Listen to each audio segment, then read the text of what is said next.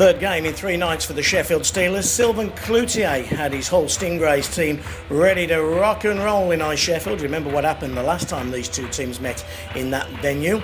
Jeff Woolhouse got the start for the Sheffield Steelers as they took the ice. Big Tom was in town, and Big Tom was yet again to be the talking point as we all drove home. Well, the Sheffield Steelers dominated the first period. They were outstanding. They took the form that had beaten the Coventry Blaze the previous night into the first session. But they only had the 1 goal to show for it at the end of the first period. It was a lovely play from Colin Shields that found Le Guy. He split the defence of the Stingrays, forehand, backhand, and Jeff Le Guy made it 1-0 to Ryan Finnerty's side. Lovely finish from Le Guy. Ben Bounds was outstanding all night for the Stingrays, but he could do nothing about the Steelers forward, who is closing in on Tim Cranston's scoring record. He's about to become the 4th highest ever point scorer for the Steelers. Here's the big talking point though. Sestito finishes a hit on Andy Ward. A little bit of a melee breaks out. Ryan Hand jumps in, as you would expect him to do. Doesn't look like it's going anywhere at this point, and not a lot of interest being shown on young Hand. Then the fight starts to break out as the medical staff run past. Sestito gets the better of the beginning part of the fight.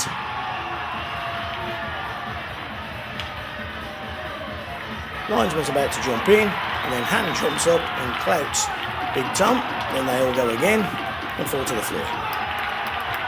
But the fight was, well, just the bare beginning of what we're going to discuss. There's the hit again from Sestito on Ward.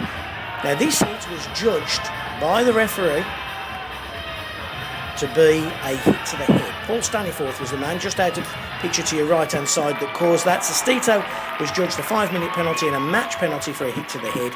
Now, as we know by the time that this is airing, that penalty has been rescinded by the Elite League. Andy Ward got excellent medical coverage and attention by the staff of the Stingrays, the Steelers, and of course also iceSheffield. Big hit comes in there from Drew Fatter. And we all get involved in another push and shove.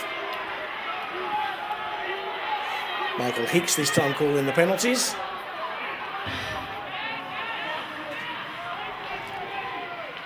More fisticuffs coming your way any second. Osman it was. Didn't agree with his roughing call. Gets sent to the penalty box. Got a 10-minute misconduct for his problems as well. Off he goes. The Steelers on the power play. You want to see super sexy Nielsen, super sexy Finnerty, super sexy Carly in hot pants hockey? Have a look at this one. Le Guy fakes a shot. Shields back door. How about that? Doesn't get any better. Colin Shields makes it 2-0 to the Sheffield Steelers. It's poetry, Colin Shields, as he makes it 2-0. Steelers on the power play again, but this time it was to be the Hull Stingrays that were to score. Turnover, breakaway, Tanaka. Look at this for a finish from Davies. Matty Davies fakes, goes upstairs, Woolhouse goes down. It's 2-1 short-handed. 36.50 gone. Lovely finish from Davies. Off goes the water bottle. Power play time this time now for the Hull Stingrays, just at the start of the third period. 42.05, where a man who knows this rink so well, Yannis Odelins, skips one. Deeks goes backhand. He's so skilled close in. Odelins ties the game. iceSheffield was silent. Silent it was. Now everybody knows that the Elite Ice Hockey League reviewed the incident between Ward and Sestito. What people don't know is that Age Concern are investigating this incident between Ashley Tate of the Steelers and Tanaka. Tanaka is expected to get a letter off Age Concern for attacking Ashley Tate.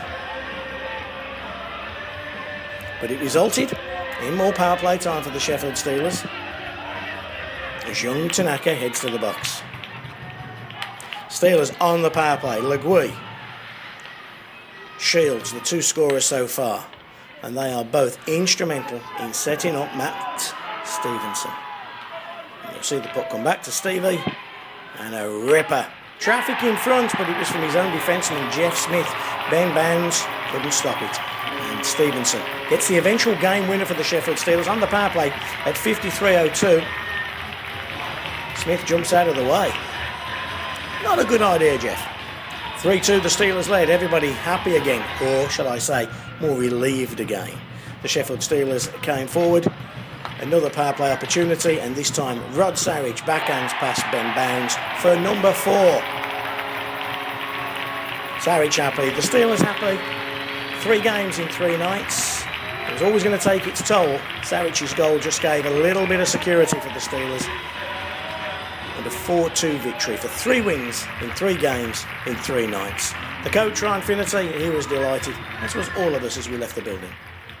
Ryan, 3rd game in 3 nights, so first priority, get the results, and the boys did.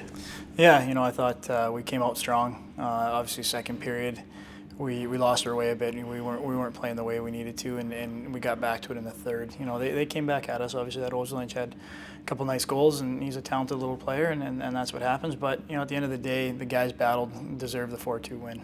Was there a little bit of fatigue there at the end, having played 9 and a bit periods? Yeah, I think I saw it. The guys didn't have the jump they had. They weren't backtracking as well, and that's to be expected. We had 2 hard-fought games, obviously the Friday and then last night in Coventry, and to come here. But I am proud of every one of them. They battled hard.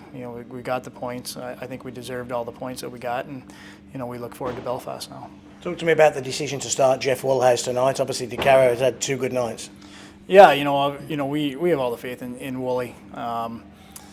Johnny's starting the first 2 games. He'll probably play both in Belfast. We wanted to give him a bit of a break and get Wooly, get Wooly in the net. It's been a few weeks since he's played, so we want to keep him fresh as well. And like I said, he never lets us down when he's in there, and he had a great game again tonight. And also that means now 3 wins out of 3 in the Challenge Cup as well. You couldn't have asked for a better start. Yeah. It's a trophy that we identified early that we haven't had success at early in quite some time here in Sheffield. So we said this is a big trophy. It's the first one up for grabs in the year, and we want to go after it. And like I say, we're got a 3-0 start right now, and that's what we need moving into the quarterfinals. A lot of people will be talking about the Satito incidents midway through the game. Just how you saw that, and will the club be doing anything? Have you seen the video yet? Yeah, obviously. I haven't seen the video yet. We'll take a look at it. I think it's unfortunate that the young kid got hurt. But from what I gather, it's not as bad as what they perceive it to be. So we'll take a look at the video and go from there, and obviously work with the league to see what the result is. Okay, and then just briefly now, just to conclude, Belfast Friday, Saturday. You build up to that. What is it? Yeah, I think when you play Belfast, there's not a lot that needs to be said. Well, we know that team well. We're structured to play against them. We've had good success against them in Sheffield. Now we need to have good success in Belfast, and it starts Friday. So we'll build up. It's nice that you can prepare for one team.